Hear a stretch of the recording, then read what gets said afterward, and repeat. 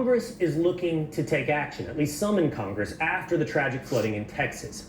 Congresswoman Marjorie Taylor Greene is targeting weather modification. She announced on X, introducing a bill that prohibits the injection, release, or dispersion of chemicals into the atmosphere for the express purpose of altering the weather, adding, it will be a felony offense. We must end the dangerous and deadly practice of weather modification. Now, one of the techniques under the umbrella of weather modification is cloud seeding.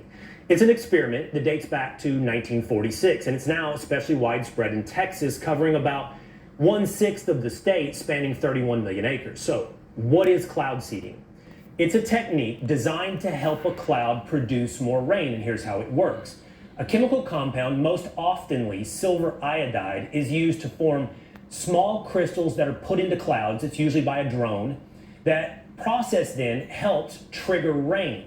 It can also reduce hail and clear fog. It's produced, by the way, modest results so far, increasing rainfall anywhere from 5 to 20%. Now, here's how it's used. States use cloud seeding to produce rain in areas that are experiencing drought. It can also help generate snow in mountain regions. One of the instances of how it's been used in history, by the way, is Operation Popeye in the Vietnam War. Our army used it to prolong the monsoon season, hoping to bog down the Viet Cong's logistics line, making it harder for them to reinforce the front line. Now, my next guest is an expert in this field. He's also been the center of a lot of controversy since the flooding in Texas. And here's what he has said in the past about cloud seeding. If you have the right kind of radar and you fly in a zigzag, right, or in a circle, or in your initials, and you only see precipitation on the radar in your flight track, then you can say, oh, that is definitively man-made because we flew in this zigzag or we flew in this spiral and there's only precipitation occurring in that shape. They did that in Idaho in 2017 multiple times. Now, I want you to take a look at this. The red line at the bottom of your screen, that's the flight path of his company, Rainmaker, and their cloud seeding operations on July 2nd, just days before the deadly Texas floods. Now some are questioning whether or not that flight played a role in the floods. Joining me now to explain is the founder and CEO of Rainmaker Technology. It's Augustus Doricko. Augustus, great to see you. Thanks for being with us here today, and thanks for facing so many of the questions that have come your way over the last couple of days and the last week. You have appeared with Tim Pool, Dinesh D'Souza, Steve Bannon. You're here today with me to take these issues head on.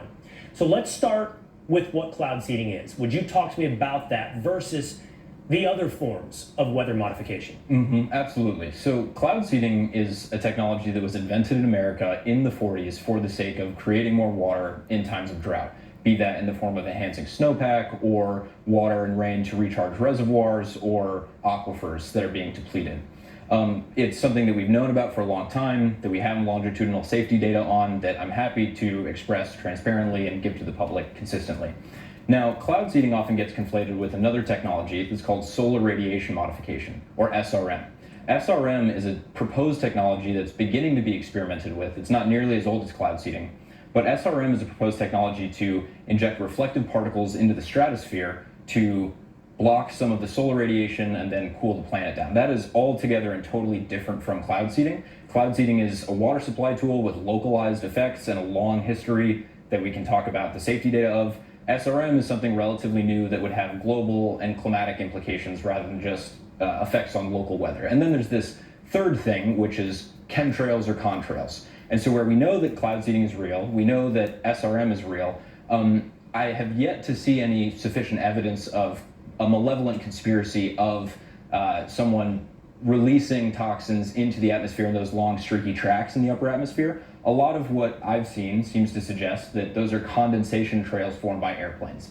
Now, regardless of whether those are condensation trails or chemtrails, and I am entirely open to people presenting evidence of them being chemtrails of some kind, despite not believing them to be that now, if you see a long streak in the sky, that has nothing to do with cloud seeding, which relies on existing big puffy natural clouds raining a little bit more. Okay, we talked about the process of cloud seeding. Let's focus in on cloud seeding. This is in your company's most frequent usage, putting silver iodide into clouds, targeted clouds, which use radar to target these clouds that you think could produce moisture but haven't yet. And you've talked extensively on many of these shows, like the Sean Ryan show, about You've studied silver iodide. You know the effects of silver iodide. Is this safe? Absolutely it is, and thank you for asking. So silver iodide in cloud seeding, right? We use about 50 grams per operation. That's something like 8 to 10 Skittles worth, and that gets distributed over hundreds of square miles, right? After decades of cloud seeding operations, because Rainmaker is not the first one to have done this, right? There have been companies since the 50s conducting cloud seeding ops. After decades of operations in the regions where cloud seeding has occurred, we've only seen an increase in silver of about 8 parts per trillion. And there's already about 2 parts per million naturally occurring in American soil of silver species. So we've added, after decades of cloud seeding, 1,000,000 times less than what's naturally there, and it's had no adverse ecological or agricultural impacts. Okay, and people can listen to longer form interviews that you have done about some of the safety and research that you've done on what you use to cloud seed. Now, I want you to please address a larger question, which is one that is somewhat broad and perhaps even religious, but are you playing God? Are you messing with things that you shouldn't be messing with when it comes to the weather? I get this question all the time, and I totally think it makes sense to ask it. My intention is to serve God. I think that in Genesis 1:26 through 28, and then throughout the Psalms and the rest of the Bible, God tells us to take dominion over and steward creation, both for our sake, creation's itself, and then to honor him. And so if there are droughts and we have the tools to mitigate the damage done by them for our sake and for nature itself, then we should deploy those for the sake of tending to and stewarding the world. And if we weren't to do that, if we were to ban cloud seeding wholesale, despite knowing that it's safe, despite knowing it could help alleviate these problems, we'd be abdicating our God-given responsibility to be stewards of the world. Okay, let's address well known it's safe now and apply it to what you were doing on July 2nd in Texas. This is a very emotional moment. People are upset. Children, hundreds died. The question is whether or not Rainmaker, cloud seeding on July 2nd, contributed to storms that occurred on July 4th. Did it enhance? Did it intensify what we saw some 36 to 48 hours later? Unequivocally, our cloud seeding operations on July 2nd did not impact the flooding that occurred later. And that said, my heart and prayers are still with all the people of Texas and all those families that have been affected. It was a tragedy. But in cloud seeding on the 2nd, one, we are regulated by the Texas Department of Licensing and Regulation, and we have what are called suspension criteria, where if there are National Weather Service flash flood warnings or severe storm warnings, then we cannot operate in those areas per the restrictions and regulations we have. Our meteorologists actually proactively suspended operations a day before the National Weather Service issued a flash flood warning. So we were ahead of the curve there, and then even so, the precipitation that we induced, right? Like the very best operations can produce tens of millions of gallons of precipitation over hundreds of square miles. That is de minimis relative to the remnants of the tropical storm that came in and dumped trillions of gallons of precipitation. So you were able to produce, in short, something like this much rain, less than a centimeter of rain, and the flood itself, the storms themselves, it filled up a 20-foot pond, an Olympic-sized pool, 20 inches of rain. Mm-hmm. And so your argument is, if anything, we contributed the tiniest bit. I want to end with one somewhat scientific but skeptical question that I think you're ready to answer. I've listened to hours and hours of your content and read about Rainmaker. And the question is the silver iodide that you put into the atmosphere localized to one cloud capable of remaining in the air and as a new storm system moves in, supercharging that storm system? Could that have happened in Texas? So supercharging, no, absolutely not. Remaining in the atmosphere, no, not that either.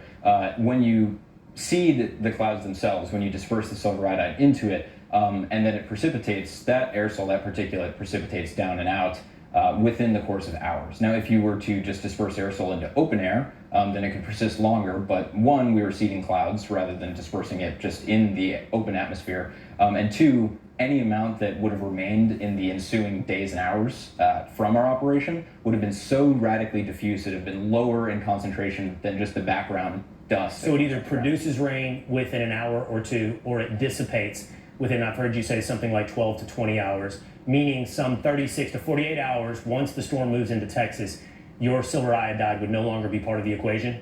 No, not at all. All right. Augustus, I think you have been very upfront and open addressing things on X and appearing on as many programs as you can be. to talk about this issue. I know with my history through dealing with the things that affected Lahaina Maui, how accuracy is very important in what happens with these natural disasters, and we appreciate you contributing to that accuracy and answering direct questions here today. Thank you. I plan to continue to do so and hope that in being transparent, we can build some trust around the science and the operations. Okay, Augustus Doricko, thank you. All right, President Trump's